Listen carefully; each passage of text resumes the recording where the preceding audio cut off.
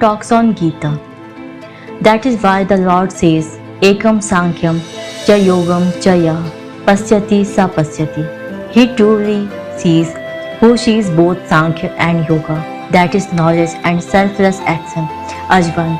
He who realizes that Yoga and Sankhya are one understands the true secret. Let a true sannyasi, with mind completely pure and still, dwelling in the divine consciousness, stay amongst us for just a few days. Imagine how much he will illuminate and inspire our lives. His mere presence will achieve what good works accumulated over years cannot. Even a look at a photograph can cleanse the mind.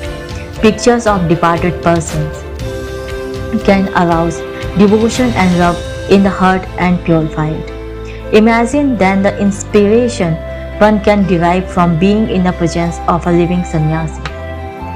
Both the sannyasi and the yogi do lok sangar.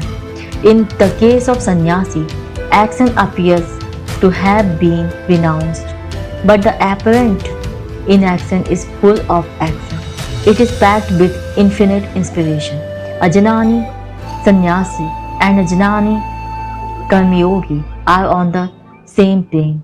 Terms differ, but the meaning is the same. Yoga and sannyas are two modes of the same reality. A wheel in rapid motion seems at best. This is the case with a sannyasi. Mahavir, Buddha, Nibbatyanath were such realized souls. Although the activity of a sannyasi appears to have come to a standstill, he is doing immense work. Thus a yogi is a sannyasi and a sannyasi is a yogi. These terms are synonymous and interchangeable.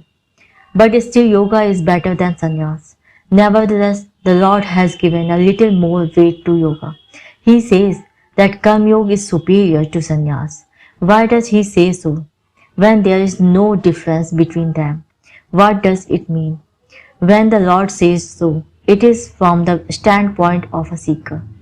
Doing everything without being active is possible for a realized soul, not for a seeker. But it is possible for a seeker, at least to some extent, to follow the way of doing everything without getting attached to work. That is, acting outwardly but remaining inactive within. Working without outward action will be a riddle for a seeker. He will be at a loss to understand it. For a seeker, Karma Yoga is both the way and the goal. But sannyas is only the goal. It cannot be the way. Hence, from the standpoint of the seeker, Karma Yoga is superior and preferable to sannyas. By the same reasoning, the Lord has in the 12th chapter said that Sagun is preferable to Nirgun.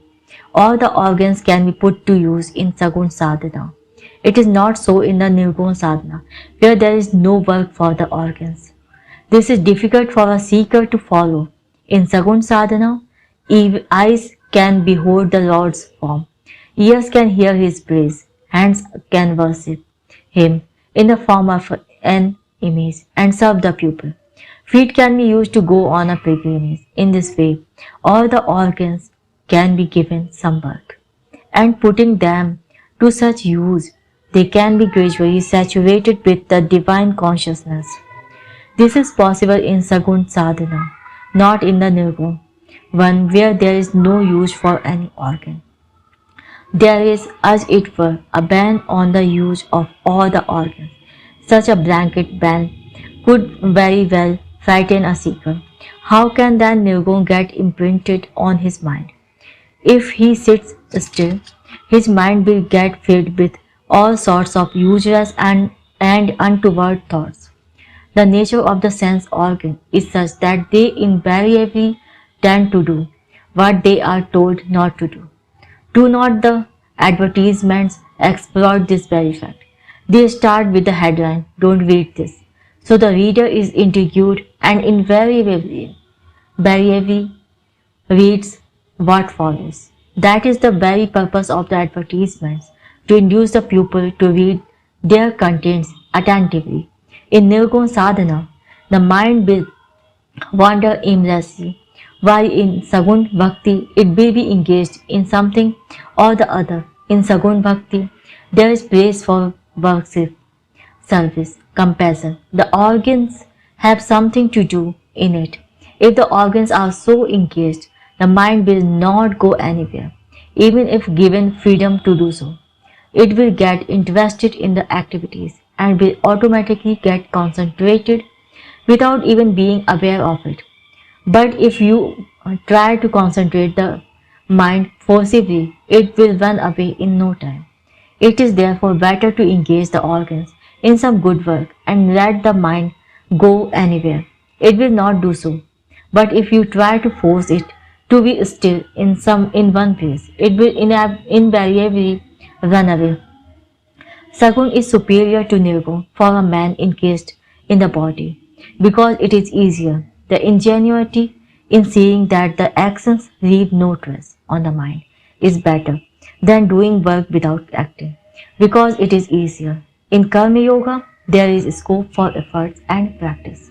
In it, one can control the organs and then try to withdraw the mind from all the activities gradually. This effort can succeed someday, even if it is not immediately possible. Karma Yoga is thus easier to follow. It is its special plus point. Otherwise, Karma Yoga and Sannyas are one and the same in their perfect states. In Karma Yoga, hectic activity appears on the surface, but there is perfect peace within. While in Sannyas, there is power of moving the whole world without doing anything. Thus, both are not what they appear to be. Perfect Karma Yoga is sannyas and perfect sannyas is Karma Yoga. There is no difference, but Karma Yoga is easier for a seeker to follow. Changved sent a letter to Janandeva. It was nothing but a piece of blank paper, as he could not make up his mind on how to address Janandeva. Janandeva was much younger in years but superior in wisdom. Should he address him respectfully as one addresses an elder, or as one addresses a younger person? Unable to decide, he sent the blank letter. It first reached the hands of Nibratinath. He read it and passed it on to Janandeva, who too read it and passed it to Muktabai, their youngest sister. Reading the letter, Muktabai exclaimed, "Hey Changdeva, you are so old, but still you are blank." Nibratinath had written in that letter. He said, "Yes, Changdev is blank, which means that he is pure and innocent, and therefore deserves to be taught." So he asked Janandeva to send a reply to this letter. Janandeva sent a letter comprising 65 small stanzas. This letter is therefore called Changdeva Prasasti. Such is the charming story of this letter. It is easy to read the written words, but difficult to read what is not written. There is no end to reading it. A sannyasi appears to be empty and blank, but he is full of infinite work. Although sannyas and Karma Yoga are of equal worth in their perfect states, Karma Yoga has an additional practice values.